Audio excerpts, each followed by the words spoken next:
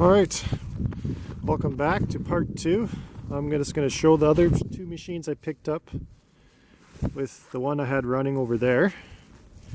So this is a 1972 RTX 447. Has a 17-inch wide track. It's the first year of the RTXs in trail sleds. It has the center console here with the speedometer and the tach.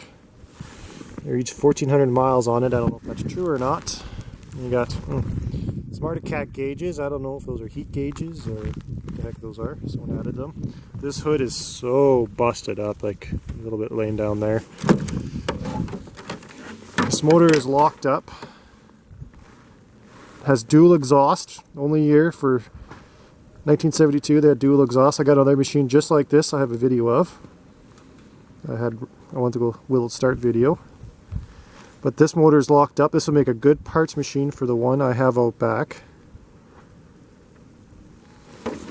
So it's got a Tillotson carburetor on it. Only year they put Tillotson carburetors on the RTXs. Sachs motor 44C, which is a 40 horsepower Sachs engine with dual exhaust. So this thing rips. Has a gas tank too. I'm hoping that's not cracked so I can use that on my other one that's cracked. I don't know if it is or not. So yeah, that must be heat sensors. I see the wires down there, or right there. I don't know what those are. But there's a fiberglass belly pan. Someone painted it black. Someone's beaten it. That other guy that used to have it actually drove this from many years ago. He had a whole collection of sleds out there, different brands. And he said he used to whip. It was a fast sled, he said, back in the day, and I believe him. See, rear suspension shocks on both sides. I don't know how good the track is. Seat's bad. Has a rear taillight still. It's not cracked. Back bumper's not too bad either. Yeah, there's one of them. Then we got a 1973 RTX 447. Incorrect skis on it. This one has a steel chassis, not a fiberglass belly pan, but a steel belly pan. Seat, well, it's a little better shape, I guess, but not great. It's supposed to have rear shocks, but it's missing two. Has a good rear taillight.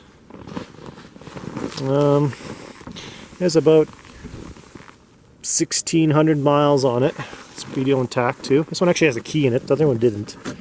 So that's kind of cool. Toolbox full of goodies. That's kind of nice. She's pretty beat too. Someone painted the chassis brown. I don't know what's the people painting things. Rear bumper's actually in really nice shape, so that's a plus. And it's pretty beat. The hood's still there, but it's stitched up and cracked, and still somehow has that lens in the front of the headlight. Those are always missing. The motor in this one actually turns over. Believe it or not, the motor in this one turns over. This one has a Warburg carburetor, single exhaust. This has the same motor as that guy right there. 44C, Sachs 440C with 40 horsepower. And turns over with good compression. It's windy out today. That hood wants to blow over, but it's staying there now. It has a pretty beat hood on it though, but I think I have another one. I might restore this one. I don't know. If I do, it won't be for many years. There's a lot of 1973 Skiroules out there. And, well, they're pretty common. So yeah, this is this one. So this hood. God. Golly. I don't know if the track's any good on either of these ones. I'm going to have to flip them over and take a look. But yeah, I thought I'll show you the video on these other ones. There's nothing really special about them. They're good parts machines. This one could be restored. What do you guys think? Leave a comment in the comment section. Tell me, should I restore this one? I don't know how good the belly pan underneath is, or track, but it could be restored. Maybe, maybe not. So we'll take this one out for a ride. Shoot it for a rip for part 2. I didn't realize how long it was going to be, so the first one was just a start, and this one will be the ride. So do a ride with it.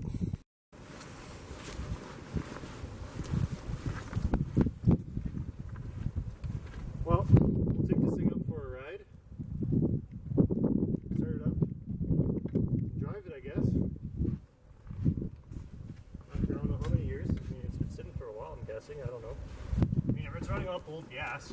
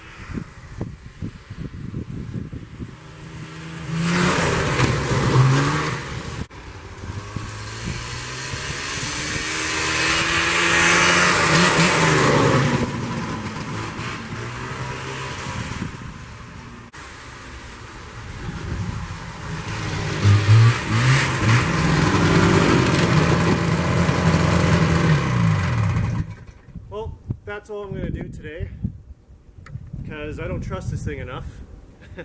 It's going to need a whole new gasket kit, new drivers, new voltage regulator, new bulbs, suspension work. It's all been hacked together, unfortunately. So I need the new seat cover too, as this one is 48 years old. Somehow still holding. It needs some hood work. I just don't trust it right now, take it out for too much of a ride, but we will have this back on the channel when we start doing some work in a few months when it gets nicer out, which is coming very soon.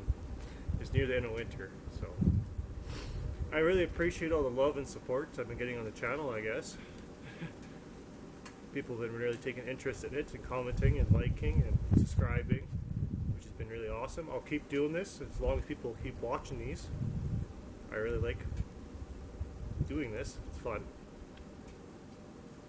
So yeah, this will be it for a wrap on the 1973 RT440 with the other sleds I picked up for $600. I only needed a head gasket to get it running and